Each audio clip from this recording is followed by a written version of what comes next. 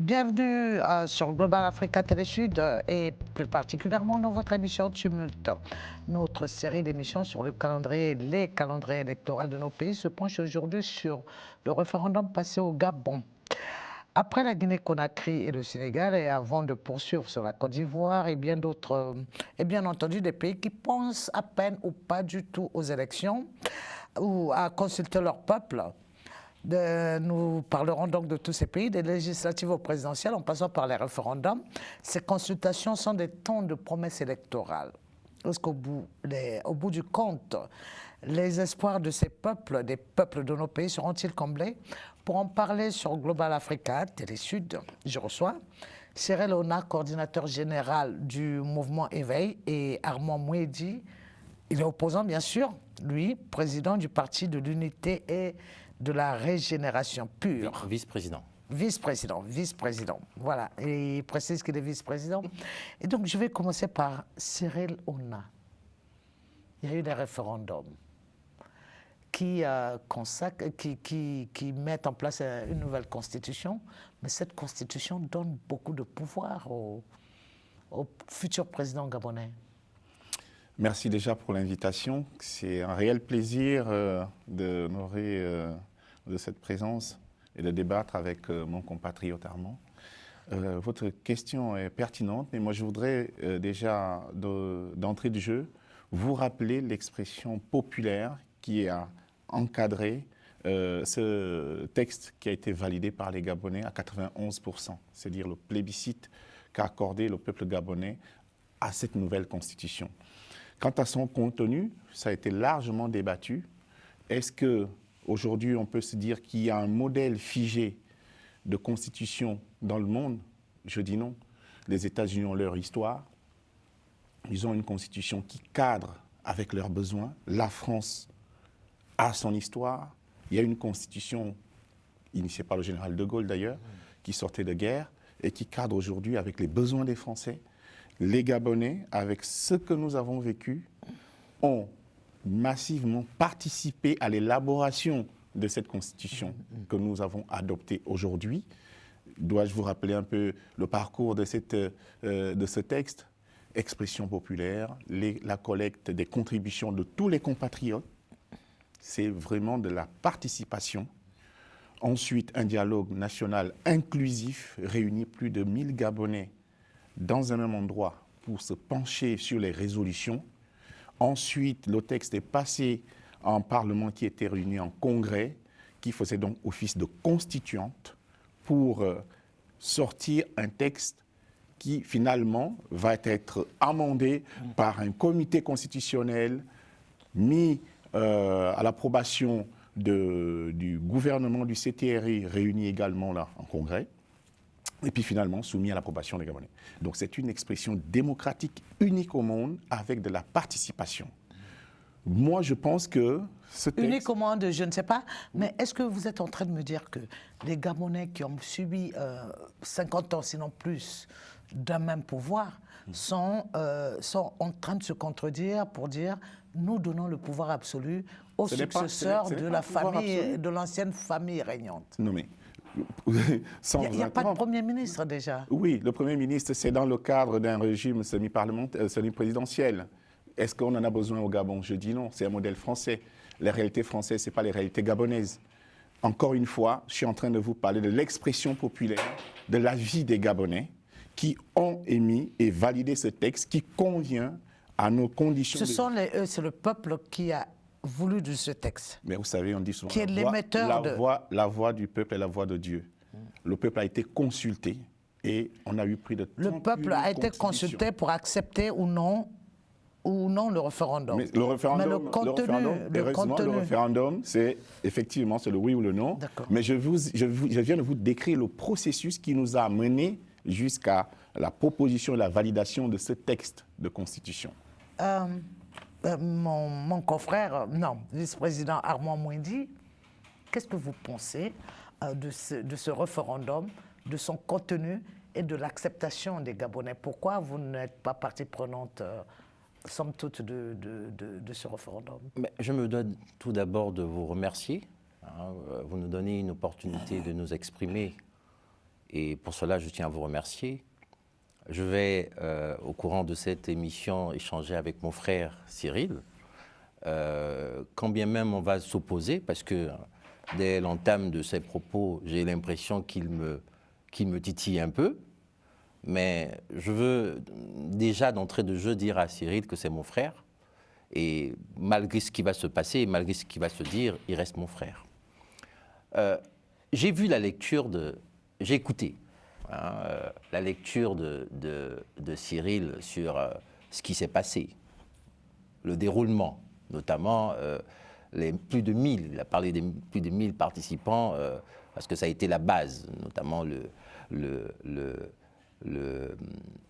congrès, sinon comment dire ça, la réunion populaire, la réunion populaire inclusive entre griffes, où les gens ont été choisis, ont été payés. Donc non seulement ils ont été choisis, mais ils ont été payés. La question que j'ai, et certainement d'autres Gabonais se sont posés, c'est de savoir quels ont été les critères de sélection de ces personnes qui sont venues pour débattre à la chose populaire.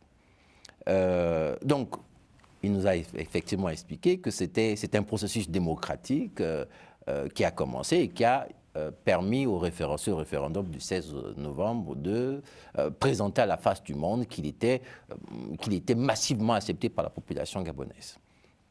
Mais permettez-moi de dire à Cyril que c'est une lecture que nous ne partageons pas. Déjà sur le principe d'organisation, ça veut dire que notre constitution, on avait une constitution. Sinon, on a toujours une constitution de 1991 qui est claire. Bon, d'ailleurs, son article 3, son article 2, et même un certain nombre de clauses, ou sinon de textes de loi, interdit aux putschistes de prendre le pouvoir ou d'organiser une quelconque réforme de la Constitution. Déjà, sur cette base-là, ils sont hors la loi. Ensuite, de dire que les populations, parce que les populations, un peu comme moi, au 30 août, on était heureux. Pourquoi? Parce qu'on avait enfin le système Bongo qui partait. Tout le monde, celui qui dit qu'il n'était pas heureux, c'est un menteur. On était tous heureux de voir que le système Bongo partait. Sauf que l'organisation de ce référendum a montré à suffisance qu'on est resté dans le système Bongo. Pourquoi? 27 milliards ont été consacrés dans ce budget, dans l'organisation de cet événement. Les 27 milliards n'ont pas été donnés à ceux qui étaient pour le non. Tous ceux qui ont été vers le oui ont bénéficié des 27 milliards. Les chaînes, toute l'organisation était pour le oui. Donc déjà, on a biaisé. Il y a déjà des éléments qui attestent qu'on n'est pas sûr que la population adhère. D'autre part, les bourrages de urnes. On a vu des bourrages de urnes, que ce soit à Franceville, que ce soit même dans le Midik, dans le nord, à Médouneux, dans le nord toujours, des bourrages de urnes. Pour ne pas parler à Franceville, des bourrages de urnes. Les achats de conscience. On est loin du souhait de Laurence Dong qui voulait que la transition dure 10 ans quand même. Vous savez, j'admirais Madame Laurence Dong. Parce que pour moi, quand elle était ici, notamment en France, puisque c'est ici que j'ai eu l'occasion de connaître qui elle était, je regardais cette femme avec beaucoup d'admiration. Parce que parmi d'autres femmes, elle prônait pour l'équité, pour la justice. Elle se battait pour des causes nobles.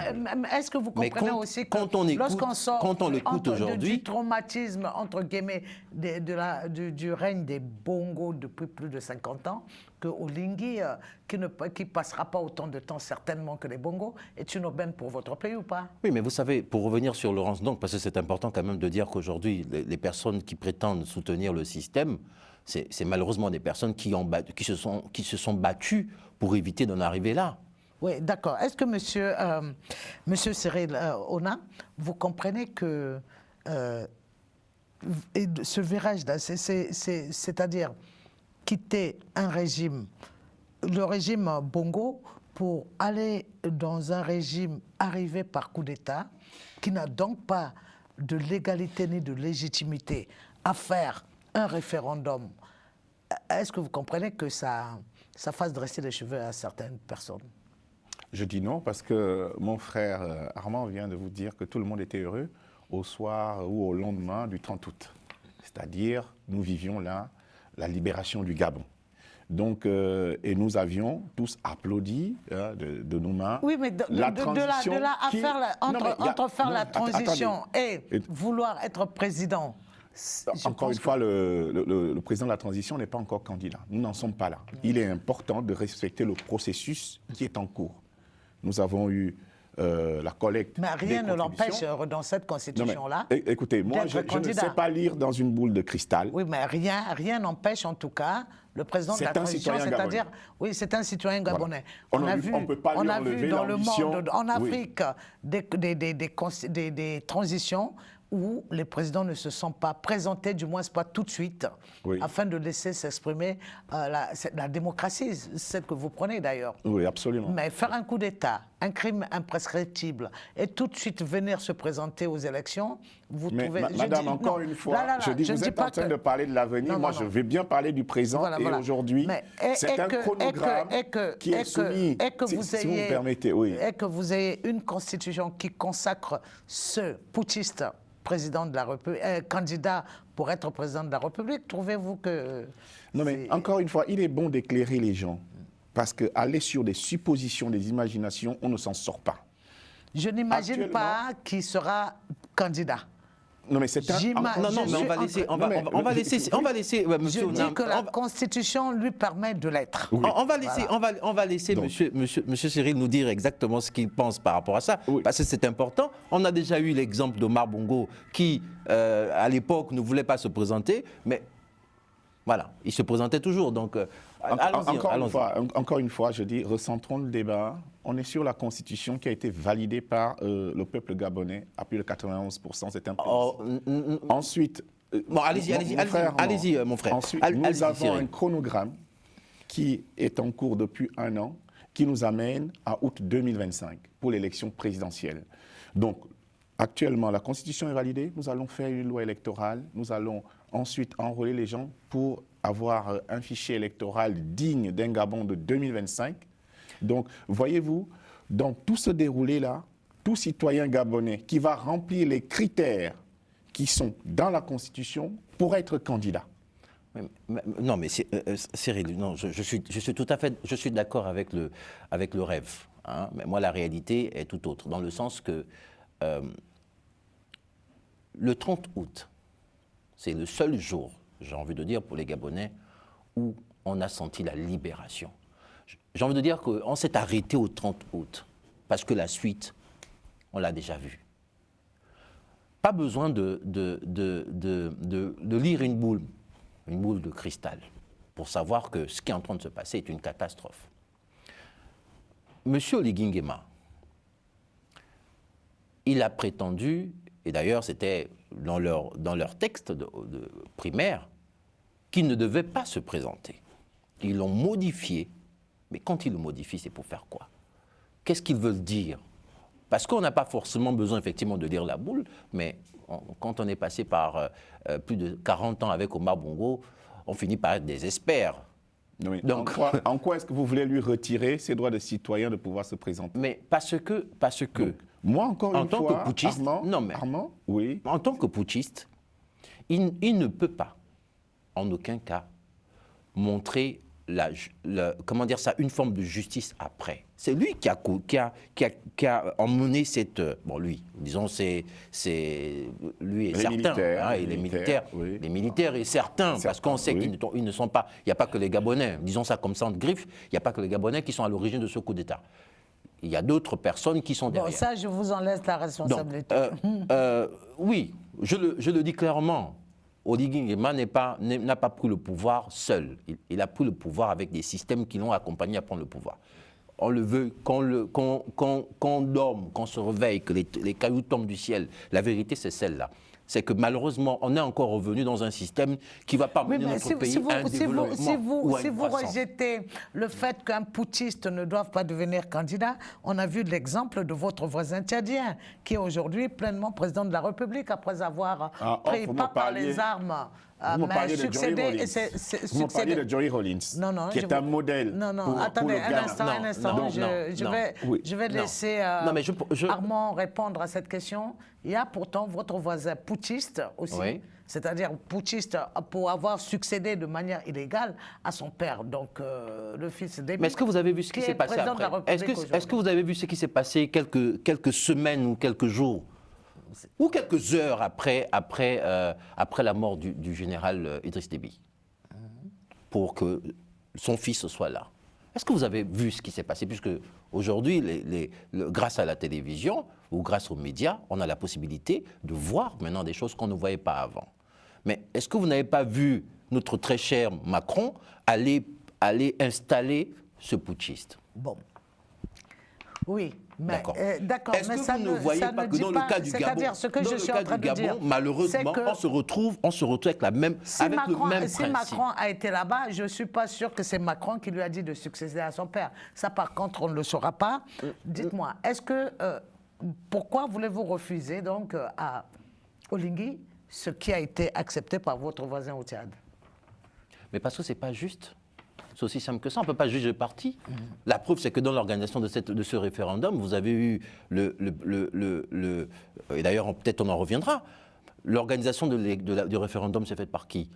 Par le ministre de l'Intérieur, qui était jugé parti, et dont les agents allaient dans les marchés pour dire qu'il faut voter oui, pour avoir des fonds. C'est-à-dire qu'il n'y avait aucune objectivité. Ils étaient tous du côté du oui, alors qu'en réalité, ce n'était pas une élection pour voter une personne. C'est la constitution gabonaise. Ça veut dire que c'est le bien de tous. On ne peut pas, en présentant les choses, on considère qu'elles sont bien, mais mettre des superfuges derrière. Ça veut dire qu'il y a quelque chose que vous cachez. Vous ne dites pas la vérité. Et quand mon frère dit que les Gabonais ont plébiscité le vote, mon très cher frère, est-ce que vous croyez réellement ce que vous venez à peine de dire? Parce que quand j'entends les gens dire que les Gabonais ont plébiscité à 91% le vote du oui, mais c'est du mensonge. Jamais les Gabonais ont plébiscité à 91%. Mais je mets Dieu, je dis bien je mets Dieu et nos ancêtres à témoin. Jamais les Gabonais n'ont plébiscité à 91%. Oui, c'est les magouilles du PDG et ça on le connaît. Je vais m'adresser à Cyril Léonard. Est-ce que, pour vous, il est concevable qu'un putschiste continue à exercer de cette manière-là et à faire en sorte que le peuple cautionne son putsch? Écoutez, et se donner des prérogatives qui ne sont pas les siens? Allez-y, regardez le premier article de leur constitution et le 170e article. Vous aurez votre réponse. Je voudrais vous dire, lorsqu'on fait de la politique, c'est pour servir la population. Ah, je suis d'accord avec vous. C'est pour se mettre au service de son pays, pour le bien-être des populations. Je suis d'accord. Lorsque les Gabonais ont plébiscité le coup d'État, qui se... Non, ne dites pas plébiscité. Mais vous venez... À la limite, dites qu'ils ont voté, mais ne dites pas plébiscité. Non, mais je parle du coup d'État. Ah oui, le coup d'État, ok. Ouais. Okay. Ah, tu étais content, tu m'as dit que tu étais très heureux. Oui, j'étais content. Non, moi je suis vrai. Oui, mais plébisciter, c'est-à-dire accepter le départ des Bongos. Est-ce que ça veut dire qu'on doit se pérenniser d'abord dans une période transitoire? C'est quoi déjà la démocratie, madame? C'est-à-dire on est dans une période transitoire qui n'en finit pas. Madame, c'est le peuple souverain. C'est-à-dire que tout ce que nous faisons là, nous devons faire confiance au peuple gabonais qui décide. Donc le peuple a voulu le départ des Bongos, mais est-ce qu'il a voulu que ce soit Oligui qui conduise cette transition? À quoi peut-on mesurer la volonté du peuple lorsque ce soit Oligui qui conduise la transition? À l'exemple de mon frère Armand, qui vous avez qualifié d'opposant, moi je dis non.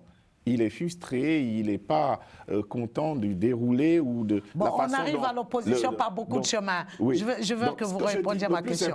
Le plus important, c'est que est-ce que le peuple gabonais se retrouve dans ce qui se fait aujourd'hui? Non.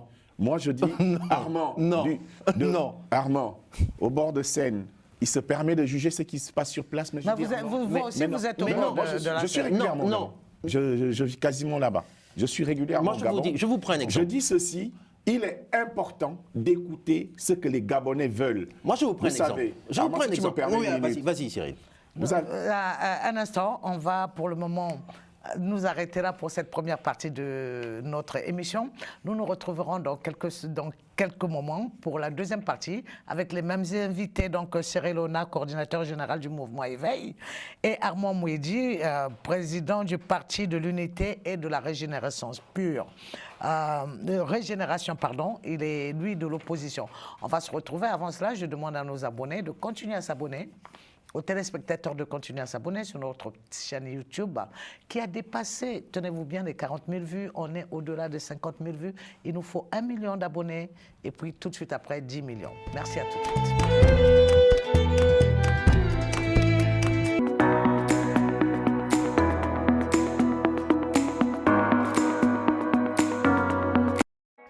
Bienvenue dans l'univers de Noah Cosmetics. Nous vous proposons une gamme de produits à base d'ingrédients naturels, des produits mixtes adaptés pour la peau, les cheveux et le visage, et également pour toute la famille. Nous avons également une chaîne YouTube où nous recevons des professionnels et des passionnés du domaine du bien-être et de la bienveillance avec qui nous partageons leurs précieuses connaissances. Rejoignez-nous sur tous nos réseaux.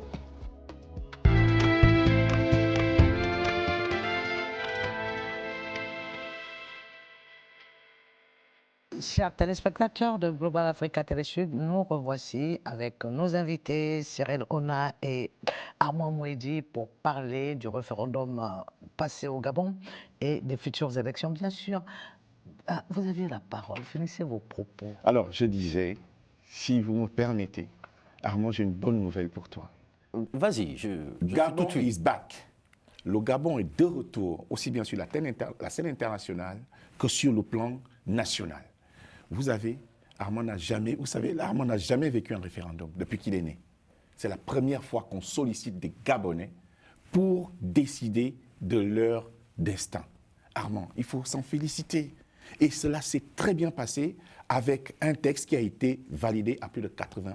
Donc pour toi, l'organisation de ce référendum permettait à tout... C'est une œuvre humaine. Il peut y avoir des insuffisances et nous sommes là. Vous savez, le développement, Armand... Le transport des lecteurs, avec des bus payés par l'État. Armand, le développement est un processus d'amélioration continue. Non, je suis tout à fait... Ça, c'est bien, ça. C'est indéniable. Sauf que dans la réalité... Nous allons toujours nous améliorer et moi, je suis Non, mais moi, l'amélioration, je suis tout à fait d'accord. Le processus d'amélioration, c'est très bon. Mais sauf que l'organisation de cette élection avait trop de problèmes. Je reviens sur ce fait-là.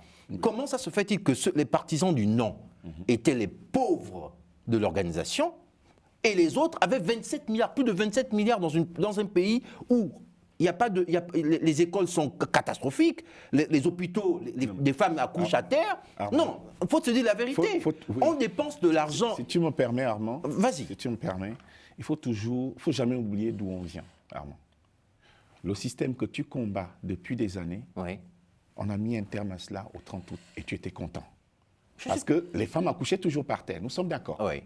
Nous sommes, pour rebâtir une nouvelle république, il fallait une loi fondamentale. Comment tu justifies les 27 avant milliards la loi fondamentale, non, mais comment Cyril Ona, c'est le budget avant la mise en place de qui n'est pas encore adapté, de consulter le peuple pour ce référendum, on a vu Olingi quand même vouloir construire des routes. Et il le fait, c'est pas vouloir, il construit des routes. Mais parce que la vie ne s'arrête pas, madame. Voilà, justement. C'est pas parce qu'on a fait un coup d'État que la vie s'arrête et plus rien ne doit se passer.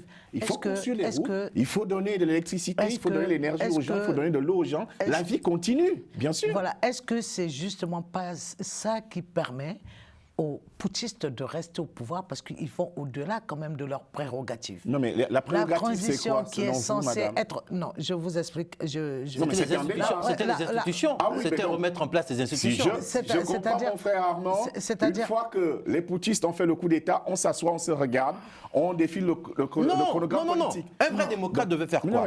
Parce que l'exemple là... L'école qui est au centre des préoccupations d'un État. Et c'est la priorité actuelle du CTRI. Vous connaissez le quartier Benouvois. Justement, est-ce que, à force de donner, un instant, permettez-moi de reprendre la main, permettez-moi, est-ce qu'à force de trop donner de prérogatives aux putschistes, parce que je pense que c'est aller au-delà de leurs prérogatives que de vouloir gérer l'État, alors qu'on n'est pas président de la République, c'est un président de la République qui a le droit de gérer certaines choses, y compris de lever les fonds aussi. Mais première nuance dans votre propos, il est certes le président de la transition, mais également président de la République, parce qu'il représente le Gabon à l'extérieur, et en off, vous et moi, on a parlé de ça. Un président de la République, justement, son invitation au Parlement européen. Mais le Parlement européen, tout le monde sait que c'est une caisse de résonance. C'est du factuel. Le Parlement européen, si on parle du Parlement européen, c'est une caisse de résonance. C'est pour des intérêts d'entreprise, c'est pas pour les intérêts des peuples. Et c'est pas moi Gabonais d'ailleurs qui le dit. À un moment, il faut être sérieux. Les prérogatives, est-ce qu'on peut répondre à ça, Armand? Est-ce que il est président de la transition. Oui. De la transition. Ça, jusque-là, je suis d'accord. Et la vie doit s'arrêter. Il ne doit pas s'occuper des routes. Il ne doit pas s'occuper de l'école. Il ne doit pas s'occuper de la santé des Gabonais. Vous retrouvez... Justement, c'est ce que je dis. Je vous demande. La vie continue. Ma question est que, est-ce que ce n'est pas ce qui donne trop de puissance d'ailleurs à ceux qui n'ont pas cette prérogative de vouloir finalement s'éterniser, soit dans la transition, soit pour vouloir être président. La preuve. Parce que les charges qui leur sont demandées, les attentes des peuples, il y a des choses qui pouvaient être gérées par le maire, par le préfet. Je vous ai pris un exemple tout à l'heure. Qui sont dévolus je vous ai pris un exemple tout à l'heure. Quel sera alors le rôle des préfets, des maires qui ont quand même une gestion de proximité et on vient faire comme si, sans le président, rien ne se fait. Il y avait des maires chez vous, je vais vous prendre un exemple. Et tout à l'heure, je l'ai pris. Je vais vous répondre. J'écoute Armand, oui. Je parlais du bourrage de Zion à Medouneux. Pourquoi ils sont... Mais tu es le seul à en parler, Armand. Attendez, j'ai des preuves. J'espère. Je parlais des bourrages de Zion à Medouneux. Quand vous allez dans le nord, vous avez Medouneux, et juste pas très loin en vol d'oiseau, vous avez Minzik. Entre ces villes-là, vous regardez le bourbier pour y accéder. Vous allez voir, je n'ai pas de Medouneux, mais je pouvais m'aller à Mivoul. Les conditions de vie des populations, c'est une catastrophe. Ce n'est pas parce qu'il y a 2-3 pélés qui bénéficient du système, qui ont de l'argent, et qui permet de justifier qu'on se retrouve dans cette situation-là. Pourquoi les bourrages de Zion? Je revenais dessus. Pour la simple et unique raison qu'ils savent que ces populations-là ne sont pas contentes. Ils sont obligés d'utiliser des mascarades pour pouvoir se faire, soi-disant, élire à 100%, qui est une aberration. Donc Armand Mehdi est en train de dire qu'il y a eu achat de conscience. Alors, je saisis la page pour demander, pour vous qui êtes soutien du pouvoir, où sont passés les milliards saisis? 27 milliards. Ah non, les milliards saisis? Ah d'accord. Saisis. Aucune transparence. Aucune transparence. Chez le fils de Ali Bongo ou de son directeur de cabinet. Où sont passés ces milliards-là? C'est une très bonne question qu'il faudrait poser soit au Premier ministre, chef du gouvernement, soit au président de la transition. Il est souvent de parole. Nous avons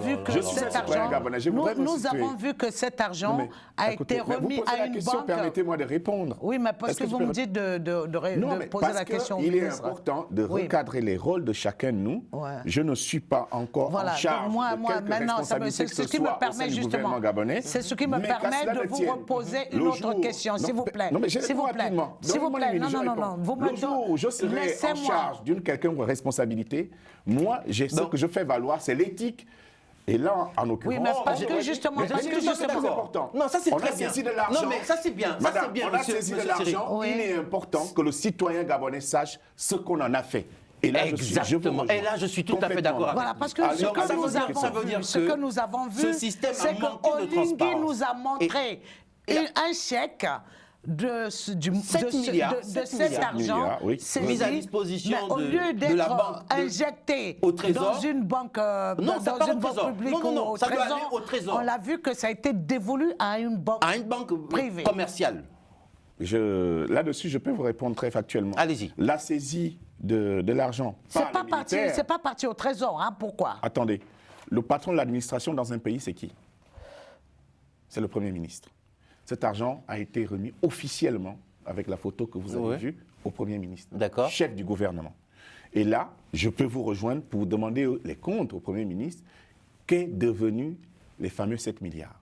Le bilan. Donc, il pourrait nous expliquer. Je suis un citoyen. D'accord. Comme toi, Armand, on se pose cette question, tout simplement. Mais moi, ce que je suis en train de dire, nous avons le devoir d'accompagner cette transition pour que non seulement elle tienne sur les 2 ans, mais surtout qu'elle réussisse. Et là, je ne suis pas d'accord avec Non, mais je vais vous prendre un exemple. Je vais vous prendre un autre exemple. La Constitution, non, mais alors je suis tout à fait d'accord. Permettait de sortir de la transition Vous avez en dit. août 2025. Non, mais Cyril, tu as dit, on a le devoir, on doit accompagner cette transition. Oui. Mais je vais te, Mais je vais te qu'elle prendre un réussisse. exemple. Non, je vais te Qu'elle prendre un réussisse. exemple. Je vais te Vas-y. prendre un exemple. On se retrouve à Mwanda. Et le président de la République présente un notable de Mwanda, qui est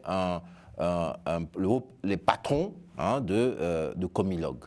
Et la population qui vit sur place, qui connaît la réalité de l'endroit, va huer sur le fameux responsable. Parce que eux, ils sont sur place, donc ils savent en réalité la probité morale de cette personnalité. Donc ils huent sur ce personnage, et le président vient et dit, vous voyez, c'est la raison pour laquelle je laisse ces gens-là. Est-ce que vous vous rendez compte, pour rebondir dans ce qu'il vient de dire, que les conseils qu'on va donner à cet individu, à ce Toléguiema, il ne va pas les prendre en compte. Mais est-ce que vous, finalement, vous êtes pour le retour du système Ali Bongo? Mais visiblement, pour quelque chose il y a une contradiction. Non, mais je reviens sur ce que j'ai dit. Il y a une contradiction dans tes propos. Non, je reviens, parce que à cette question, la réponse, elle est claire. Le 30 août, j'étais heureux. Mais malheureusement, j'ai été heureux que quelques instants. Voilà la bêtise d'ailleurs. J'ai voulu être heureux un peu plus, mais j'ai été heureux quelques instants. Pourquoi? Parce donc, est-ce que vous voulez nous dire qu'il y a une inadéquation entre le semblant de bien-être, le bien-être qu'affiche Olingi avec l'achat des Louis Vuitton qu'on voit, et le peuple qui, vous nous dites, qui tire le peuple... Je vais vous prendre un autre exemple, parce qu'il faut des exemples. Vous allez dans le Goué Ivindo. D'un côté, vous avez Boué qui d'ailleurs fait partie qui est rentré dans le patrimoine universel de l'UNESCO, par la LOPE notamment. Boué, c'est une catastrophe. Vous êtes à Boué, vous allez à Ovan, et ensuite plus loin, vous avez Makoko, mais plus loin, vous avez Mekambo. Mais quand vous regardez ces endroits-là, parce que récemment, ils ont trouvé le fer de Bilinga. Sinon, non. Effectivement, ils ont relancé la production, les travaux pour l'exploitation de Mbilinga. Mais quand vous allez dans ces endroits-là, parce que ça fait plus d'1 an, ils l'ont déclaré, quand vous allez dans cet endroit, vous n'avez que les larmes pour pleurer. Voir combien de fois la population est dans l'extrême misère. Mais donc, Armand... Paradoxalement, on va vous dire que vous dépensez parce que pour 27 milliards pour organiser la triche. Parce que c'est ce qui s'est passé. Organiser la triche, 27 milliards. D'accord. Alors que la population par rapport au temps, je voudrais changer de registre un peu. C'est une question d'observation. Il s'avère que le secteur, il y a eu une réforme du secteur pétrolier. Oui.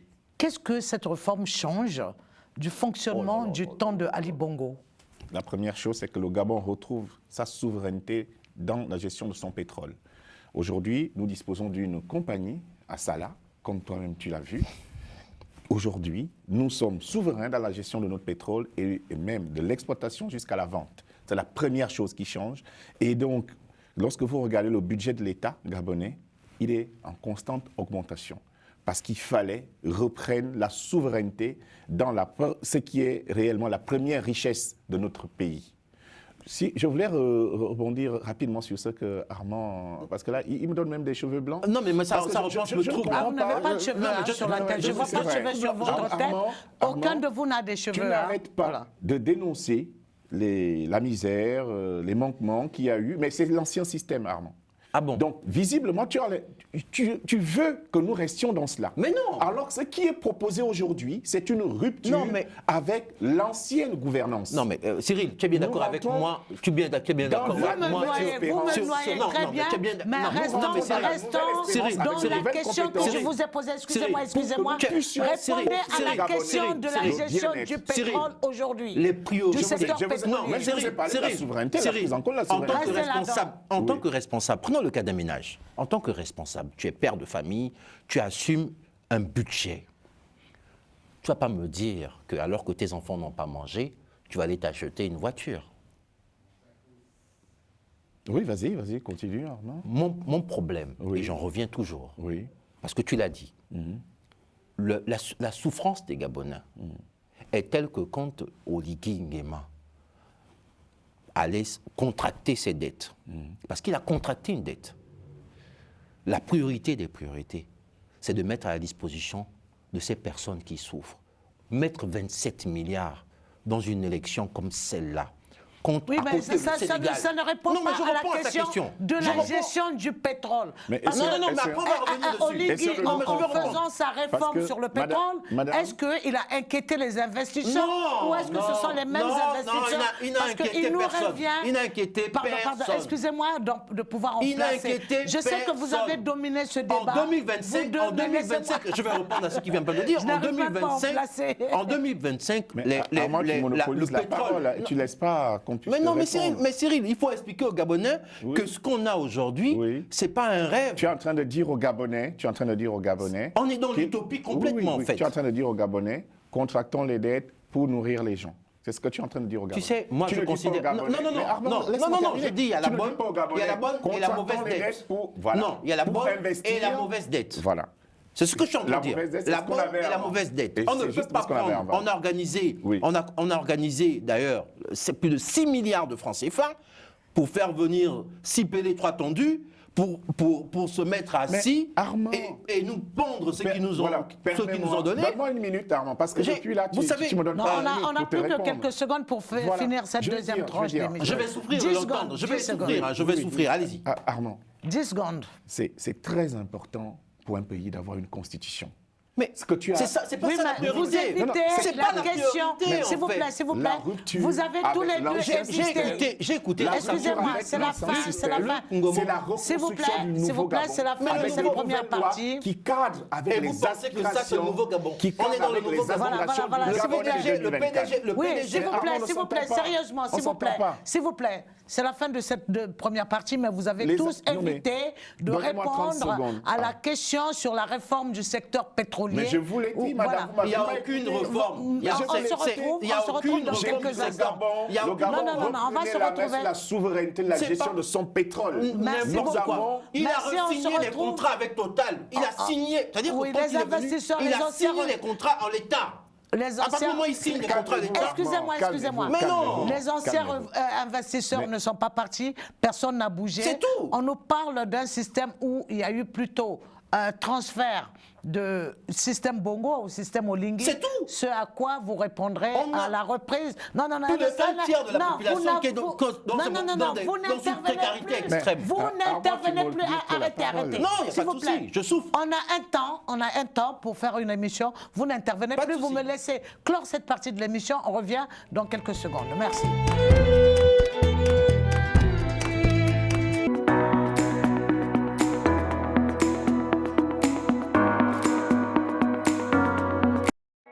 Bienvenue dans l'univers de Noah Cosmetics. Nous vous proposons une gamme de produits à base d'ingrédients naturels, des produits mixtes adaptés pour la peau, les cheveux et le visage, et également pour toute la famille. Nous avons également une chaîne YouTube où nous recevons des professionnels et des passionnés du domaine du bien-être et de la bienveillance avec qui nous partageons leurs précieuses connaissances. Rejoignez-nous sur tous nos réseaux.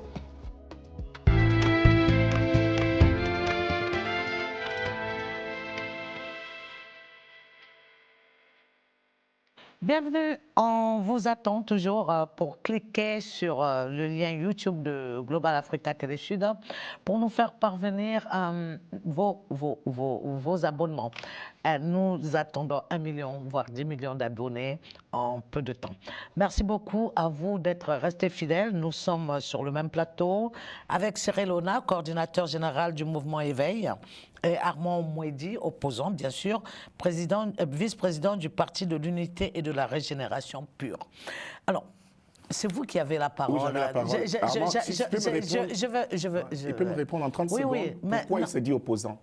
Non, il se dit opposant parce qu'il a des raisons d'être opposant, certainement. Non, mais ce que je veux dire, est-ce que vous avez vu que le changement, la refonte du secteur pétrolier fait par Oligui, qui n'est pas président de la République, mais a pris sur lui de faire cette réforme, est-ce que vous avez vu qu'il y a un changement de partenaire ou est-ce que vous pouvez nous dire avec certitude, c'est que absolument le Gabon qui est producteur de ce pétrole-là et qu'il en fera transformation pour le bien du peuple gabonais? Mais encore une fois, je vous ai dit d'entrée de jeu qu'on fait de la politique pour servir les populations.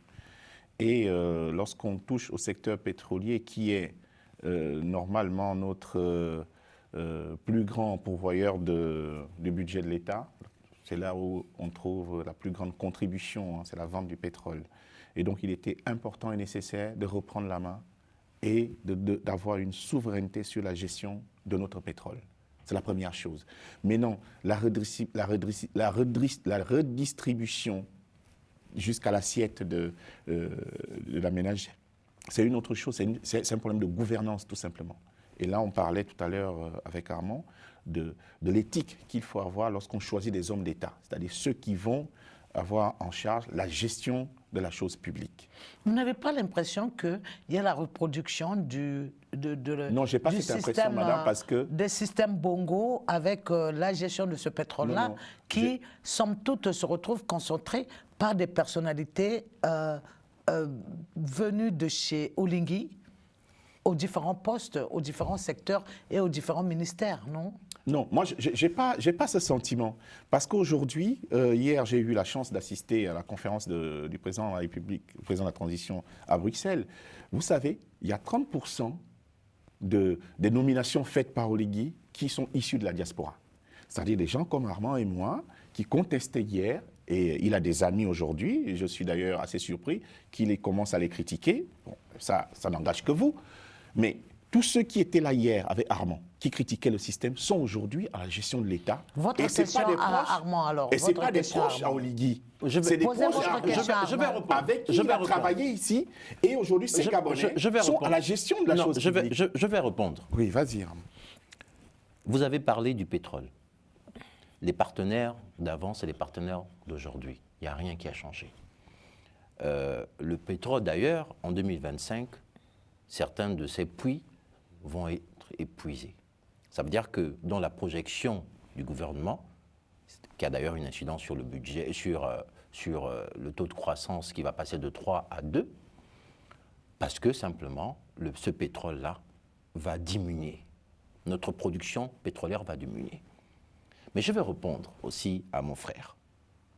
Vous savez que le Togo, qui n'est pas producteur de pétrole, raffine le pétrole du Gabon. Ça veut dire qu'on prend notre pétrole. À l'époque, on avait le Sogara. La Sogara, c'est toujours la Sogara. La Sogara qui avait cette action de production, sinon de raffiner le pétrole du Gabon. Mais on a sorti le pétrole du Gabon pour aller le raffiner au Togo. Sous quel régime? Ça veut dire que... Sous quel régime? Excuse-moi. Et on l'a gardé en l'état. En fait, ce que je veux dire, c'est ça. C'est que, parce que la question qu'elle pose, c'est de savoir si le système a changé. Mais pourquoi, après 1 an, vu que vous dites que le système a changé, on a toujours ce contrat de raffinerie au Togo? Si ça avait vraiment changé. Vous n'avez pas vu les investisseurs chinois qui sont arrivés? Autre chose. Est-ce que vous les avez vus? Vous suivez un peu l'actualité? Les investisseurs chinois, ils viennent depuis des années au Gabon. Et il n'y a pas que eux d'ailleurs. Je peux vous rassurer, Armand, que d'ici 1 an, le Gabon va augmenter sa production et son raffinage de pétrole. Le taux d'endettement aujourd'hui il est passé de 70 du PIB, de 70 plus du PIB, à 73 du PIB. Mais la question que tous les Gabonais, parce que ce n'est pas les routes en béton armé qui justifient des augmentations de la dette publique. Il y a un problème. L'argent part où? Puisque ça, on vivait ça avec Omar, on vivait ça avec Ali. Ça veut dire qu'il y avait des décaissements d'argent et sur le terrain, on avait toujours des femmes qui accouchaient à terre. Sur le terrain, on avait toujours des enfants qui n'allaient pas à l'école, qui étaient obligés d'assister à des cours assis à terre. Ça date de longtemps. C'est une question de compétence, c'est un problème de compétence ou pas? De volonté. De volonté. C'est qui le ministre de l'économie, Armand? Oui, mais pendant ce temps, on a vu, vous nous avez dit, Cyril Hanouna, je parle de volonté. Je parle de volonté. Oui, parce mais que la question laissez est-ce que ça a changé? prendre la Les gens parole. n'ont pas changé. Laissez Cyril Hanouna prendre la parole et qu'il nous dise quels sont les changements perceptibles qu'il a vus pendant... depuis les routes en béton armé. Depuis un an, depuis un peu plus d'un an les routes en béton armé, Oligui est là. Quels sont les changements perceptibles? Parce qu'on l'a vu sur le terrain demander, faire des réformes, alors que, voilà, peut-être qu'il doit les faire, peut-être qu'il ne doit pas les faire, mais il est l'occupant, il le fait. Quels sont les changements que vous avez pu constater et quelle perspective pour le Gabonais lambda? J'ai dit tout à l'heure que le Gabon is back. Oui. Vous savez, il est revenu, c'est sûr. Voilà. Nous avons, il est revenu où? Nous avons une compagnie aérienne. Tu es au courant ou pas? Nous avons une compagnie aérienne. On n'en avait plus, madame. Nous avons remis l'école au centre des préoccupations de l'État. Vous savez, l'égalité des chances commence par l'école. Parce que la République que nous voulons construire, nous tous, avec Armand, elle doit être une opportunité de réussite pour chaque Gabonais. Les bourses ont été rétablies, Armand. Tu as applaudi cette mesure. Donc, c'est des choses, des petites choses qui existaient avant, mais qui, avec le régime d'Ali Bongo, ont disparu. Et les Gabonais avaient fini par oublier cela. Donc, aujourd'hui, Oligui et le CTRI et le gouvernement gabonais, nos dirigeants actuels, ils ont restauré la dignité du Gabonais. La dignité. Ça, c'est très important. Ce qui est bien, tout à l'heure, tu as dit effectivement il dénonce, il dénonce les routes en béton. Mais Armand, je préfère circuler sur une route en béton que ce qui existait avant, parce qu'avant, il n'y avait même plus de route. Qui coûte combien au contribuable? Voyez-vous? Qui a coûté combien au contribuable? Vous savez, le kilomètre de bitume au Gabon, c'était 1 milliard. Oui, et là, c'était combien? Mais là, nous sommes à 500 millions. Mais non! Donc, ça a été signé à plus de 800 milliards. Attendez, Armand. Il n'y avait plus de route du tout. Libreville-Ntoum, c'est 45 km. Oui, mais... Armand, tu mettais 2 heures. Aujourd'hui, en 35 minutes, tu fais Libreville-Ntoum. Donc, c'est des améliorations. Béton ou pas béton, on circule. Et comme tu sais que la route est au cœur du développement. Je suis tout à fait d'accord avec toi. Voilà les priorités du CTRI. Donc, c'est perceptible, madame. Ces changements-là, les Gabonais les vivent au quotidien. Vous avez des quartiers reculés à Libreville où il n'y avait pas une goutte d'eau. 2 mois après l'arrivée du CTRI, c'est des populations qui étaient en liesse parce que l'eau arrivait. Tout ne peut pas être fait en un an. Reconnaissons-le. Et comme je te l'ai dit... Les quartiers, j'ai l'impression que les quartiers où tu vis, où tu vas observer, c'est des quartiers qui sont orientés. Parce que si tu pars à Kingélé, je vais pas loin. Si tu vas à Kingélé, c'est pas loin de Libreville, c'est à l'intérieur de Libreville. Nous sommes d'accord. On a toujours des situations d'extrême précarité, notamment des manques d'eau. Mais Armand, c'est ce que Kingélé, je n'ai pas parlé de Mékambo. Vous comprenez que les problèmes sociaux ne peuvent pas être résolus en un an. Mais donc, tu comprends avec moi, Cyril, qu'on ne prend pas 27 milliards quand on n'a pas résolu les problèmes primaires, on ne prend pas 27 milliards pour les balancer du revers de la main. C'était un mal nécessaire ou un bien nécessaire. Quel mal nécessaire? En voyant cette élection trichée. Non mais, il était important de remettre les bases de la construction d'une république, d'un État de droit. C'est-à-dire, est-ce qu'on ne peut pas, tu sais, la pour le projection bien de la des Gabonais, mettre à contribution les maires, c'est-à-dire une gestion de proximité pour que tout le monde puisse... La décentralisation, elle fait partie aujourd'hui de la nouvelle constitution. C'est-à-dire c'est des mécanismes qui manquaient dans les anciennes gouvernances qui aujourd'hui ont été validés par nos compatriotes, dont Armand et moi d'ailleurs. J'espère que tu as voté oui d'ailleurs. Cyril, j'ai voté non.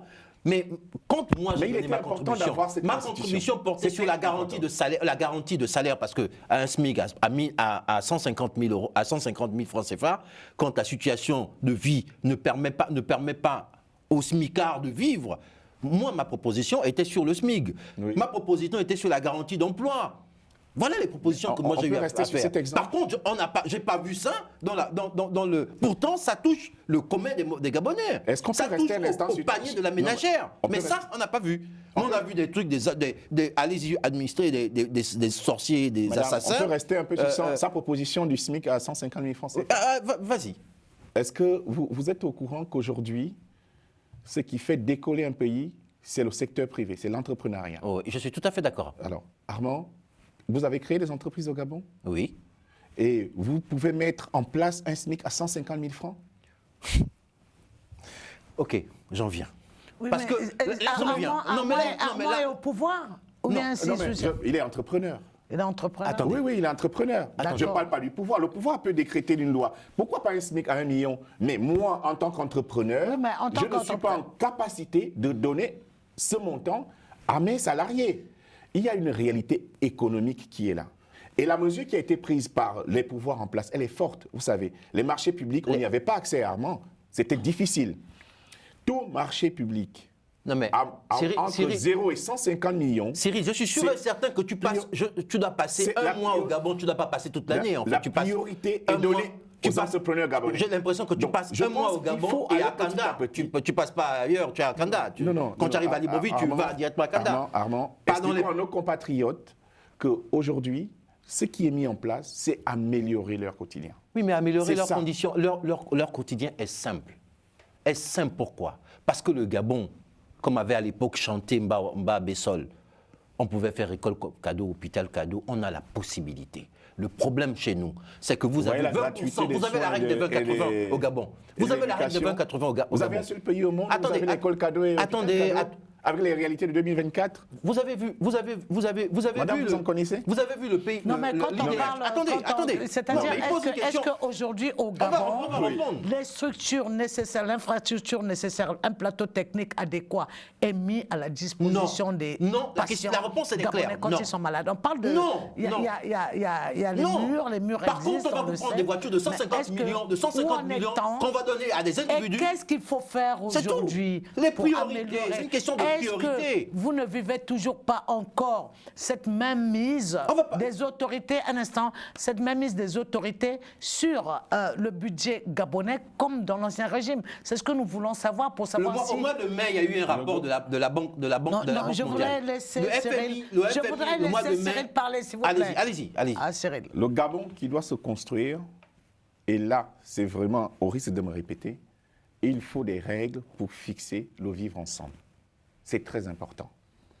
La règle fondamentale, c'est la Constitution, c'est la première chose. Ensuite, pour répondre à votre question sur les plateaux techniques, c'est l'ancien régime qui a construit les hôpitaux, qui sont d'ailleurs pour la plupart, si on prend les hôpitaux militaires, équipés. Il manque généralement de la ressource humaine, très souvent. Il manque des médicaments, parce qu'aujourd'hui, lorsque le parent d'Armand ou le mien va se faire soigner, on vous donne une ordonnance, il faut aller chercher les médicaments en pharmacie, et généralement, on n'a pas assez d'argent pour cela, pour y faire face. Non, mais Cyril. Ça rentre dans Cyril, ces lui- règles. non, mais Cyril, lui, vit à est un Kanda. pays de Il moins vit à de 2 Kanda, millions. Cyril. Mais non, mais ce Est que un je suis pays- en train de dire, Il vit à Kanda. C'est un pays c'est- de 2 c'est- millions c'est- d'habitants. il connaît pas les Est-ce que vous Gabonais. comprenez C'est cette qu'il espérance. y ait encore des gens qui peinent à avoir accès aux soins et accès à Mais il y en a l'école partout. alors Le que... seuil de Un instant, pauvreté. un instant, Non, mais madame, il y en a laissez-moi partout. finir ma Allez-y, phrase. allez-y. Laissez-moi finir ma phrase. Allez-y. Alors qu'on a vu que le Gabon est quand même l'un des rares pays d'Afrique ou d'Afrique centrale du moins à avoir dépassé les 93% de taux de scolarité. Qu'en est-il aujourd'hui? C'est très bien. Parce qu'effectivement, quand vous le dites, ça revient à une réponse toute simple. L'indicateur de développement humain. L'indicateur de développement humain au Gabon est de l'ordre de 0,69. En 2022, il était à 0,70. Ça veut dire qu'entre 2022 et maintenant, les conditions de vie des populations gabonaises ont régressé. Vous savez, le premier pays à avoir un indicateur de développement humain en Afrique, c'est le Seychelles, suivi par l'île Maurice. Qu'est-ce qu'ils ont d'extraordinaire par rapport au Gabon? Un peu de tourisme. Nous, au Gabon, on a tout ce qu'il faut. Alors, quand on a tout ce qu'il faut, qu'est-ce qu'il faut faire pour que tout aille en quelques secondes? En quelques secondes, la réponse, elle est simple. C'est un problème de casting, un problème de compétence. Et là, je peux rejoindre Armand pour dire, et même dire à nos compatriotes qu'il nous faut de l'éthique dans nos hommes d'État. C'est la première règle. Ensuite, allons chercher les compétences où elles sont. Le système managérial au Gabon, s'il faut, il faut en former, parce que la gestion humaine est très importante lorsqu'on veut diriger une société comme mon frère Armand. Donc, ce qui manque, c'est vraiment la compétence. Nous en avons, il faut aller les chercher. Et là, je lance un appel à la diaspora pour revenir au pays, parce que tout ce qu'ils ont appris à l'extérieur... Alors, Armand, il vous est demandé directement, votre frère vous demande directement de rentrer au pays pour co-gérer, alors que vous êtes opposant. Alors, si vous co-gérez, je crois que ça sera un pouvoir d'union nationale et il y aura plus d'opposition au Gabon. C'est ce que propose Cyril Hanouna. Et maintenant, c'est la fin. Je sais que le débat était passionnant. Non, vous ne pouvez plus répondre. C'est la fin de notre émission. Nous avions sur le plateau Cyril Hanouna et Armand Mouedi pour parler du référendum et des futures élections au Gabon et de tout ce qui empêche ou doit faire que le Gabon se développe. C'était dans notre série d'émissions sur les élections sur le continent. Et de 2024 à 2025-26, il y en aura.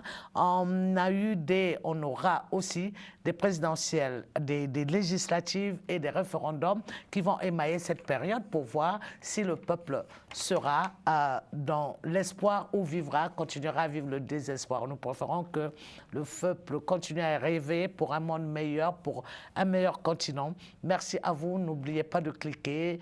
Nous avons dépassé les 50 000 abonnés sur notre chaîne YouTube. Continuez d'y aller et de nous faire arriver à 1 million, puis tout de suite après à 10. Merci beaucoup.